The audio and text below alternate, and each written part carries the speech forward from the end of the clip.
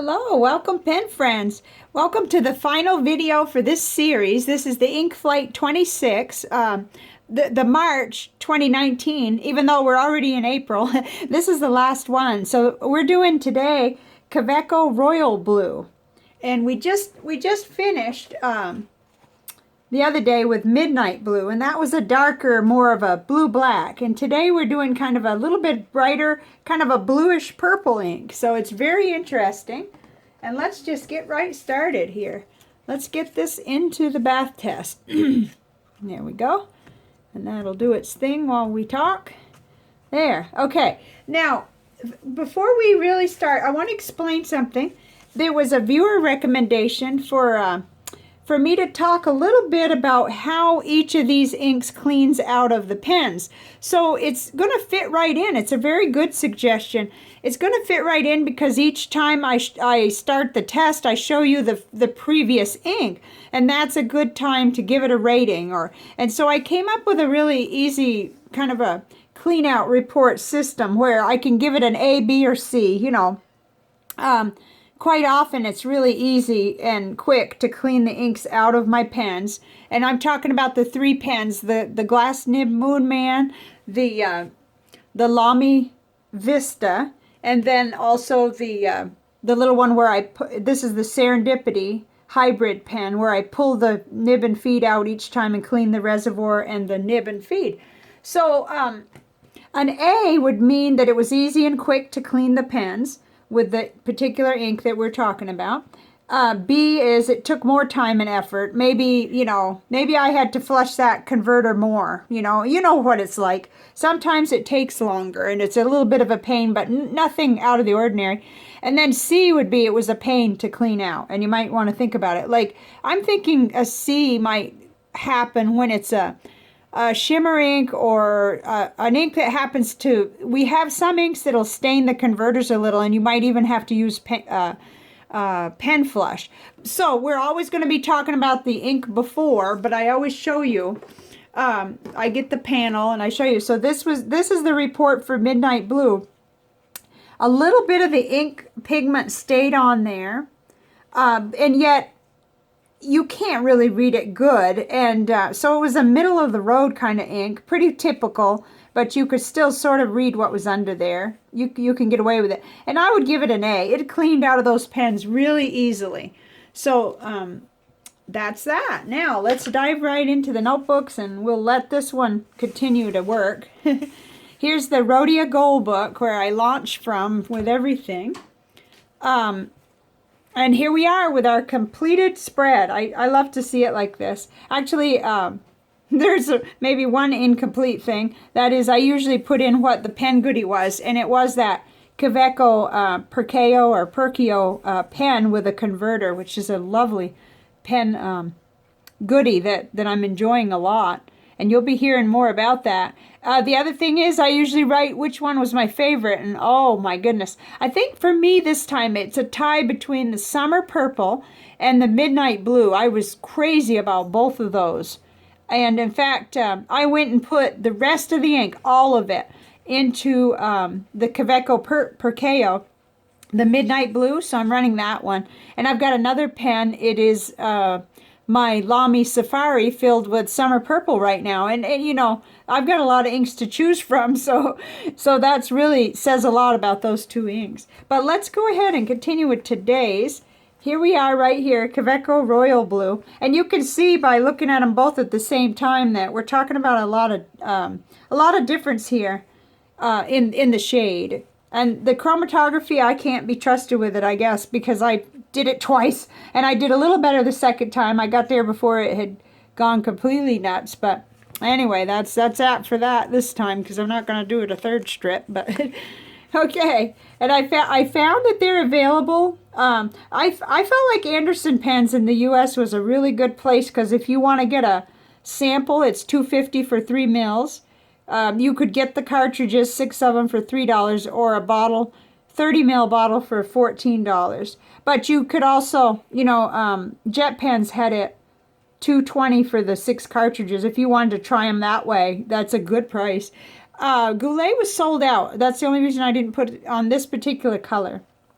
So that, I think they didn't have any cartridges right now. So here we are in the broad nib and the fine nib. And it did really good. It lightened some in the fine nib, but I would have expected that.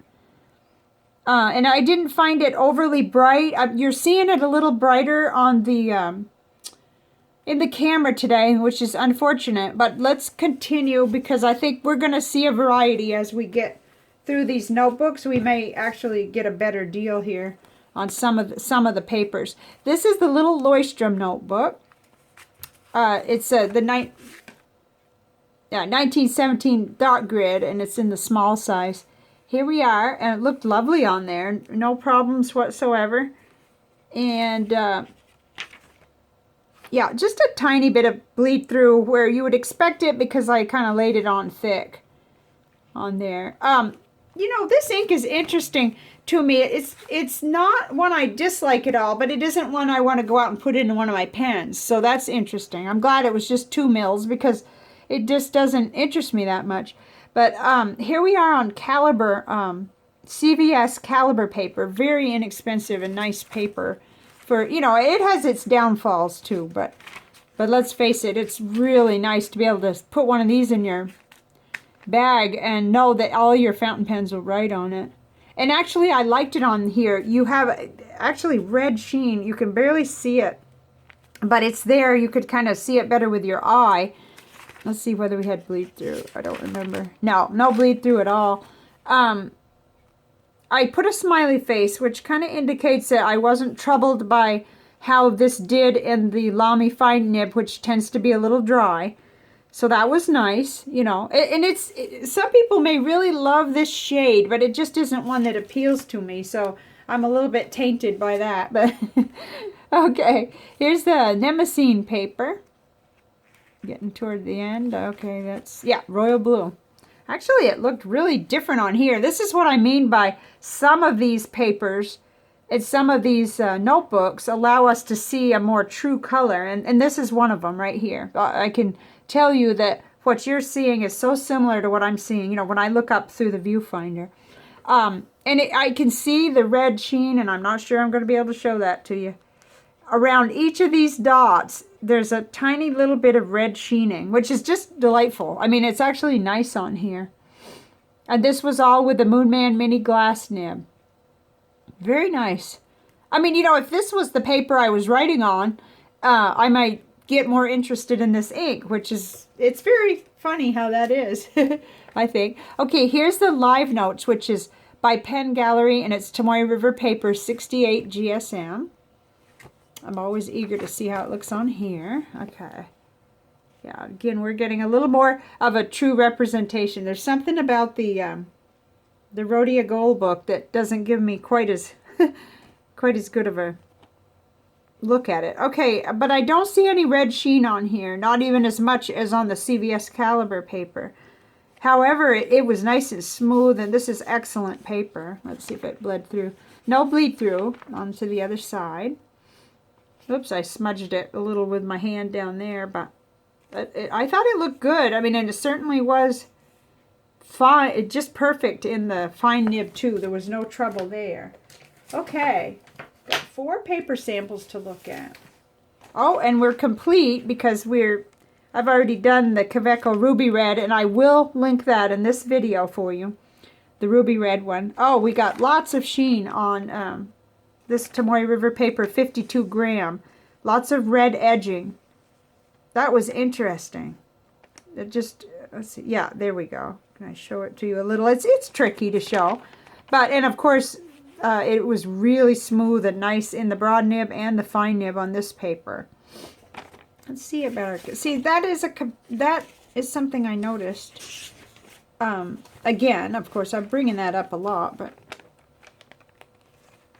I mean, I'm more impressed by how it looks on this paper than the 68 GSM. I don't know why that is, but that's a personal thing too. Okay, let's hop on to Clairefontaine 90 gram French ruled. Whoops, hard to get them all in the viewfinder with this paper.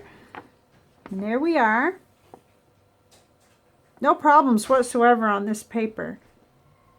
Have I forgotten to turn? I forgot to turn over Yeah, okay, so there was no bleed through on 52 GSM Tomoe River paper, even where I painted it on. So that's an interesting note. Last time we had that was with the gray, the smoky gray. Okay. It was a good writing experience on this paper, and you could see how it looks. No bleed through. Okay. And then here we are on Rhodia 80 gram dot grid pad, or dot pad, I guess they call them. We could get a view of all of them. Not as spectacular, of course. You don't get the sheen, but gee, this is good paper, you know. Here we are, and let's turn it over. Well, I didn't think there'd be bleed through because it'd be kind of hard to bleed through that with this ink. Okay, here's Hamlin Optic 90 gram paper. I'm loving this paper. You don't get any red sheen or anything, or what I call tint on the edges there. But you get a nice experience writing on the paper, and it looks good, I think. And no bleed through. Okay. All right, so now we're going to hop in here and see how it's doing.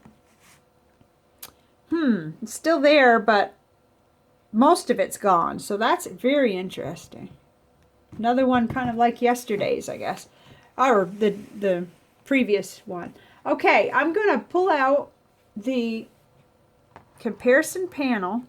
This was really a brain teaser because I didn't really have anything that matched with it.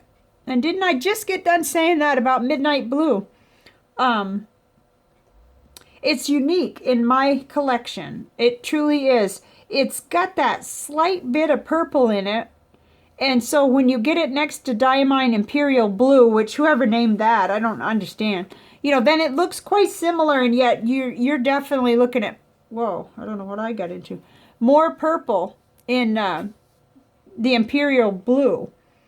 I had to keep looking at that label to see if I had the right ink, but it's, yeah, it is. And nothing else that I had really looked like it, I thought. I mean, you know, the Aurora Blue was more blue, so you got to see on this row here how it veers back and forth there. More blue, more purple. And at first I thought the Birmingham Allegheny Courthouse Justice Blue was going to be real similar, but it isn't. It's more dusty and more blue. So that's very... oh, I thought, well, I don't know why I did this panel, but here it is anyway. At least we can compare it with a few we may be familiar with, although looking at this, these are some oddballs, if you ask me. I mean, they're not... I don't mean it as any kind of bad against the ink either.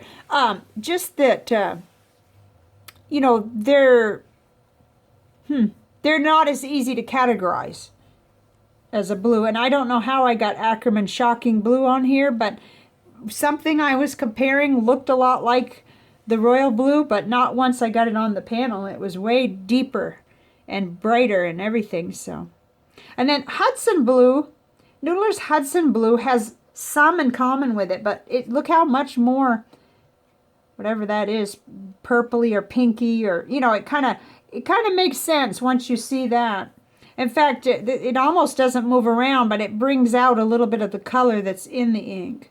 So that was really, really cool. So, I mean, I like this, and yet it's not something I would, I think I just have other blues I like better. So, all right, so there's that one. Now, let's look at what it did on the visual journal, the Nick Stewart landscape sort of technique here. It did wash out. It wasn't drying this way at first. I had a lot more detail over here and over here. And then it did lose it. It went ahead and dried, and it kept spreading, I guess. So it wasn't spectacular, but you see just a hint of pink. And that's what we saw in the chromatography too, so I guess I shouldn't be surprised. And then over here, well, you know, that's sort of a dud, but it's, you know, it's showing itself as not too complex. You know, not as complex as the other ones. All right, so I think that's pretty much it, because I'm going to do another quick video where I'm going to show you some inks that I'm considering to do next. But I have already said I was going to do Birmingham tarnished nickel, so that'll be next. It's kind of a, it's hard for me to tell what this is yet. I haven't worked with it enough, you know, whether it's a dark gray or a dusty purpley gray or almost black, or, you know, it's hard to tell right now, but that's what the fun is of doing the profiles and really studying the ink. So I'm going to be working on this, and I'm going to do a really, well, it may not be a really short video, but it'll be a video where I'm going to show you, you know, a handful of inks. A handful, I'll just glimpse them right here. And I'm going to go through each one, and then I'm going to have you guys vote, because you need to help me. I want to make sure that there's so many, and there's, you know, there's a limited amount of time before the next ink flight comes. So I just want us to be kind of voting, and then it'll give me a really clear idea of what you want to see. And if you're not seeing what you like in that batch, it may be that we need to go ahead and pull out some of the other new inks, you know, in the spring colors, because really this isn't a spring color, but I've been wanting to look at this, and there was a lot of interest. So that's what's next. And as I look at over this ink flight, it was really, really fun to do, and I had underestimated Kaweco as an ink brand. I really had. I ended up really going crazy for these two, Summer Purple and Midnight Blue. And I have a bottle of Ruby Red. I've loved that, how it looks in a nib, especially a medium nib. I just love it. So let me know if you have a favorite among these, or even another Kaweco ink that I haven't even tried yet. And I'd love to hear about it in the comments. And I hope you have a great day. Thanks for being here. Bye for now.